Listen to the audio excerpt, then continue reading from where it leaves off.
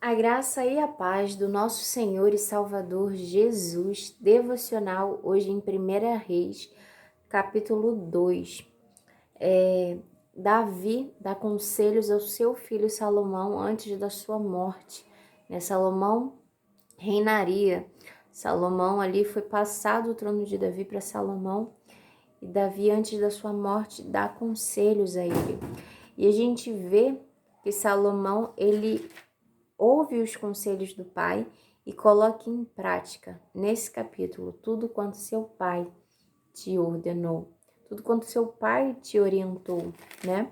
Aqui no início fala assim, versículo 1: E aproximaram-se os dias da morte de Davi, e deu ele ordem a Salomão, seu filho, dizendo: Eu vou pelo caminho de toda a terra. Ele estava querendo dizer: Eu vou morrer. Esforça-te, pois, e sê homem, e guarda a observância do Senhor teu Deus, para andares nos seus caminhos, e para guardares os seus estatutos e os seus mandamentos, e os seus juízos, os seus testemunhos, como está escrito na lei de Moisés, para que prosperes em tudo quanto fizeres, para onde quer que te voltares, para que tu prospere. Guarda os mandamentos do Senhor, como está escrito nas leis de Moisés, que não são de Moisés, né? Que o próprio Deus deu as leis a Moisés para que passasse para o povo. E Deus, ele é o mesmo Deus, Deus não muda, o mesmo Deus de ontem, de hoje e o que será eternamente é o mesmo Deus. Ele é o mesmo Deus. Para que o Senhor confirme a palavra que falou de mim, dizendo: Se teus filhos guardarem o seu caminho para andarem perante a minha face fielmente, com todo o seu coração e com toda a sua alma, nunca, disse, te faltará sucessor ao trono de Israel. O Senhor, ele pede para que andemos, assim como ele fala, né, para os filhos de Davi guardarem, o Senhor pede para que andemos fielmente com ele, com todo o nosso coração, com toda a nossa alma, com todo o nosso entendimento, que amemos a Deus e que obedecemos os seus estatutos. Porque aqueles que obedecem ao Pai, esses são filhos de Deus. Aqueles que creem em Cristo Jesus são filhos de Deus. Todos os que creem são filhos de Deus. E quando cremos, o Senhor fala que precisamos obedecer ao Pai. Precisamos obedecer ao Pai, ao que Ele manda. E Ele dá orientações, Davi dá orientações, fala de Joabe, fala de Barzilai, né, para usar com beneficência, fala de Joabe para que, né, que ele tomou o sangue dos chefes do exército, né, e matou a Amasa e a Abner, né, e ele fala que para não permitir que desça a sepultura em paz. Então quer dizer, olha, não permita que Joabe desça a sepultura em paz. E ele fala sobre Barzilai, o gileadita, pede para agir com beneficência no versículo 7. Ele fala também sobre Simei, né? Simei, ele fala que ele me maldisse com maldições atroz no dia em que ia a Manaim. Porém, ele saiu a encontrar-se comigo junto ao Jordão. E eu, pelo Senhor, lhe jurei, dizendo que não mataria a espada. Davi fez um juramento e cumpriu o juramento dele. Só que nesse momento ele fala com o filho, dizendo que não mataria a espada. Versículo 9. Mas agora o não tenhas por inculpável. Não o tenhas por inculpável. Pois és homem sábio e bem saberás o que lhe hás de fazer para que faças com que suas cães desçam à sepultura com sangue. E Davi dormiu com os seus pais. Davi morreu e foi sepultado na cidade de Davi. E foram os dias que Davi reinou sobre Israel 40, né? 7 anos, perdão. Foram os anos que Davi reinou, 7 anos em Hebron e 33 em Jerusalém. E a partir do versículo 12 até o final desse capítulo 2, a gente vê que Salomão coloca em prática tudo aquilo que o seu pai, as orientações que o seu pai deu a ele, né? A partir do 12, Adonias vai falar com a Batseba, que é a mãe de Salomão, né? E ele fala, olha, a Batseba pergunta: é de paz a sua vinda? E ele disse, o Adonias, é de paz. Então disse ele: uma palavra tenho que te dizer. E ela disse: fala. E disse, pois ele: bem sabes que o reino era meu. Esse era o irmão mais velho, né, de Salomão. Então ele está falando: ó, bem sabes que o reino era meu. E todo Israel tinha posto a vista em mim para que eu viesse a reinar. Ele está falando: ó, todo Israel tinha posto a vista em mim, eu que ia reinar. Ainda que o reino se transferiu e veio a ser de meu irmão. Porque foi feito seu pelo Senhor. Foi Deus que deu o reino a Salomão. Deus já tinha falado que o reino era de Salomão, né? E Adonias não estava muito feliz com isso.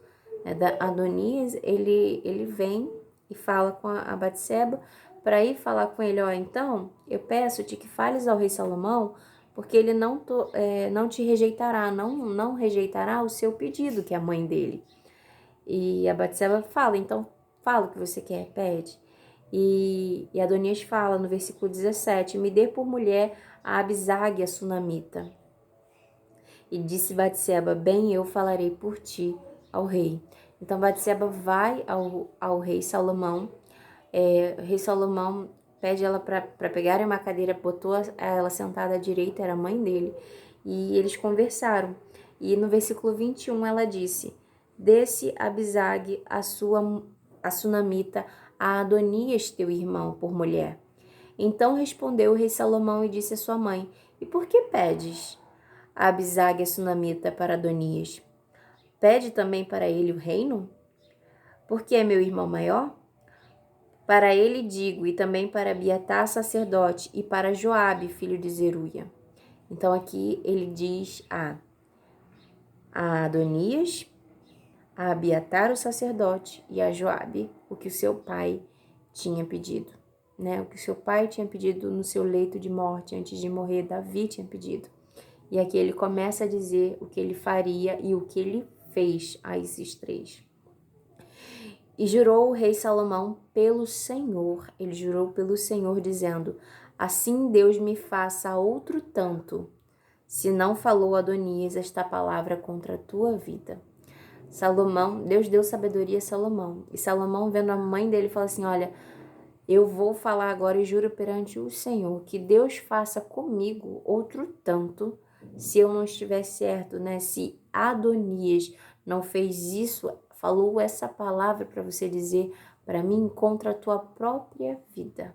Contra a tua própria vida, Adonias. E enviou o rei Salomão pela mão de Benaia, filho de Joiada, o qual deu sobre ele e morreu. Morreu. E Abiatar, o sacerdote, disse o rei para Anatote: vai para os teus campos, porque és homem digno de morte. Porém hoje te não matarei, porquanto levaste a arca do Senhor Jeová diante de Davi meu pai, e porquanto foste aflito em tudo quanto meu pai foi aflito. Lançou, pois, Salomão fora Abiatar, para que não fosse sacerdote do Senhor, para cumprir a palavra do Senhor que tinha dito sobre a casa de Eli em Siló. Aqui, Salomão, ele age com misericórdia. Ele fala assim, olha, para Abiatar, o sacerdote: vai para Anatote, né, para os teus campos, porque és homem digno de morte. O sacerdote, Abiatar, era homem digno de morte. Mas vai, pois, ao campo, né, Anatote, porque mesmo você sendo digno de morte, eu não vou te matar. Por que eu não vou te matar? Porque você carregou, né, a arca de Deus, né, diante de Davi, meu pai, né, você foi aflito junto com meu pai, por isso eu não vou te matar, mesmo você sendo digno de morte. Então vai para o campo de Anatote. E aí, nessa palavra, né, nessa palavra de Salomão, se cumpriu a palavra do Senhor que tinha sido dita sobre a casa de Eli em Siló. Sabe Eli, o sacerdote? Sabe Eli, que tinha os 2 filhos, né, que eles não obedeciam ao Senhor e ele não soube orientar eles no caminho do Senhor, que eles roubavam os holocaustos, eles tomavam, né, a oferta de Deus antes dela ser oferecida, eles levavam ao povo pecar. E Samuel, né, pequenininho, uma criança, cresceu lá e foi orientado por Eli. E sim, o Espírito de Deus estava sobre Samuel, mas não sobre os filhos de Eli.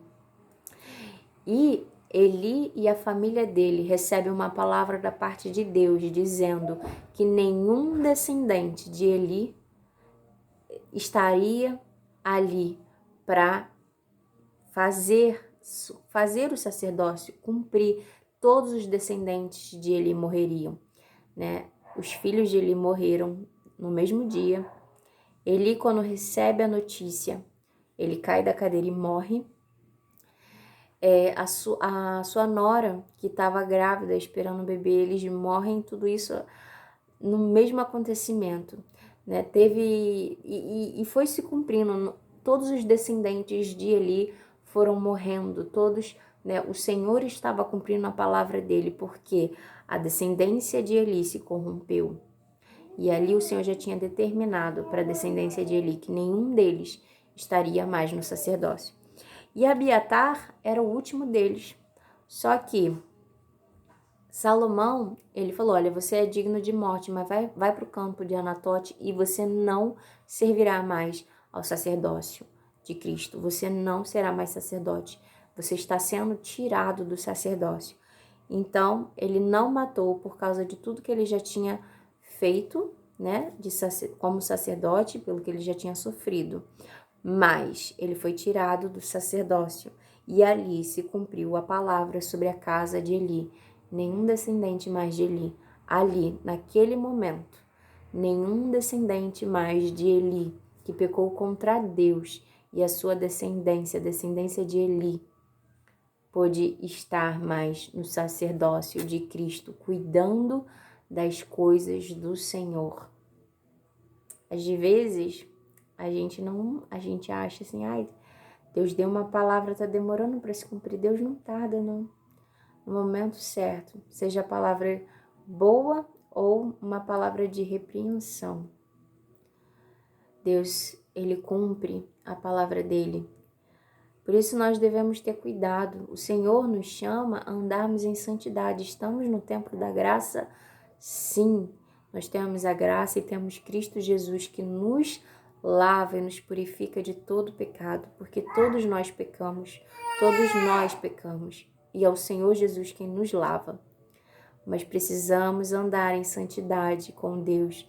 A obra do Senhor, a casa de Deus, não é brinquedo, não é brincadeira. A gente não pode levar de qualquer jeito. A gente precisa temer ao Senhor. Por que que Jesus fez um chicote e lançou, né, e derrubou as mesas, né, que estavam no templo, estavam fazendo da casa do Senhor de câmbio, de venda, casa de vendas? Por que que Jesus, né, se irou ali, se levantou e repreendeu aquelas pessoas? Porque a casa de Deus, as coisas de Deus que são santas, não é para ser feito de qualquer jeito. Por que que Eli foi rejeitado? Né? Por que que os seus filhos, por que que a voz do Senhor não estava mais sendo ouvida até que veio Samuel? Porque não se estava fazendo as coisas conforme a vontade de Deus. A gente acha que por estarmos na graça, o Senhor está, né, o tempo todo, ele não cobra a gente. É claro que cobra. Precisamos, se o Senhor colocou a obra dele nas nossas mãos, precisamos cuidar com zelo, com temor a Deus. Com temor, para que isso, se a gente fizer de qualquer jeito, não venha sobre a nossa vida e venha nos culpar. Porque no fim de tudo, quando Jesus voltar, né, será aberto o livro da vida e o livro das obras, né? E o livro das obras falará todas as obras que fizemos, né? E o que você tem feito de obras? Porque eu penso assim, as obras do Senhor, o que o Senhor colocou nas nossas mãos, devem ser feitas da melhor forma, porque um dia, né, nos será cobrado. O Senhor fala da parábola dos talentos, né, do dinheiro que foi dado, os talentos. E a um deu 5 e a outro deu, acho que 3 e a outro deu 1. O que deu 5 multiplicou, né, e fez 10. O que deu 3, eu não lembro se eram 3 ou se eram 2, mas o que deu essa quantia, ele dobrou a quantia, e o que deu um, escondeu. E no fim, o patrão veio requerir do empregado. Isso é uma parábola de Jesus, né? O que eles fizeram com aqueles talentos. E aqueles que dobraram, o Senhor chama e fala assim, muito bem, né? E chama eles para entrarem, para estarem junto, que parabeniza eles e fala e dá a eles para que continue cuidando. E aquele um que não cuidou do talento, não multiplicou, ele só escondeu, enterrou. E o que ele faz? Ele falou, melhor era ter colocado no banco, que pelo menos o banco daria juros. Você nem isso fez, você escondeu. Então ele toma aquele um talento e dá aquele que tinha 10, porque aquele que muito foi dado e multiplicou, e o que não deu, ele tomou daquele para dar para o que mais faria. Por quê? Aquele que mais ganhou talentos, aquele que multiplicou, seria dado a mais para ele continuar acrescentando. E aquele que não tinha, que tinha pouco, e mesmo assim não, com aquele pouco que foi dado, não pôde fazer nada, escondeu, se foi tirado. A gente acha que Deus não vai cobrar aquilo que Ele tem nos colocado na nossa mão para cuidar. Aqueles dons, aqueles talentos, na verdade não dons, mas porque os dons vêm do Espírito Santo.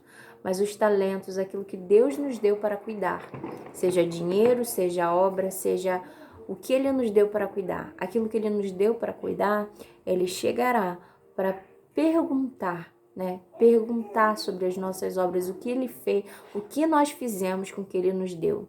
E o que nós falaremos? O que você falará? O que eu falarei perante o Senhor quando Ele me perguntar, Gisele, o que você fez com a obra que eu te dei para cuidar? Com as crianças que eu te dei para cuidar? Porque Deus me permitiu ser professora das crianças na escola dominical. Então, isso é algo que Deus colocou na minha mão. Então, Ele vai perguntar para mim, o que você fez? Ele pergunta. Aqui, a gente sabe que ele teve que ser tirado do sacerdócio, foi tirado, né? E ele ficou à parte, mas digno era de morte, mas Salomão o não matou, para que se cumprisse a palavra que o Senhor tinha dado a ele. Que a gente possa, eu sei que a gente começou falando de andar nos estatutos do Senhor, falou sobre Davi, né? E sobre Davi, as orientações que Davi dá ao seu filho. O seu filho cumpre todas as orientações que Davi deu em respeito das pessoas que Davi falou no leito de morte. E nesse momento, o Senhor me falou sobre essa questão de Abiatar o sacerdote.